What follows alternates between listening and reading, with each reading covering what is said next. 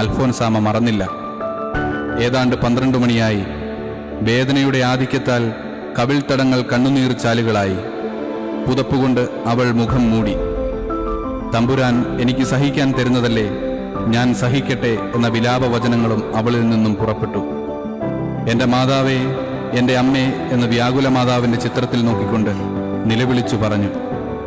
പെട്ടെന്ന് മുഖം പ്രസന്നമായി. വേദനയുണ്ടെങ്കിലും എല്ലാവരെയും നോക്കി വീണ്ടും പുഞ്ചിരിച്ചു. അല്പം കഴിഞ്ഞ് തന്നെ നല്ല വസ്ത്രങ്ങൾ അണിയിച്ച് യാത്രയാക്കുവാൻ സഹോദരങ്ങളോട് അവൾ ആവശ്യപ്പെട്ടു. ഈശോ മറിയം യൗസേപ്പെ എന്ന് ഉരുവിട്ടുകൊണ്ട് ശക്തിയായി ശ്വാസം വലിച്ചുവിട്ടു.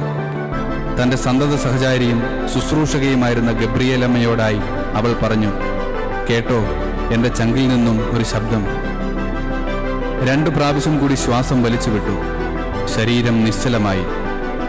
അവളുടെ പാവനാത്മാവ് എപ്പോഴാണ്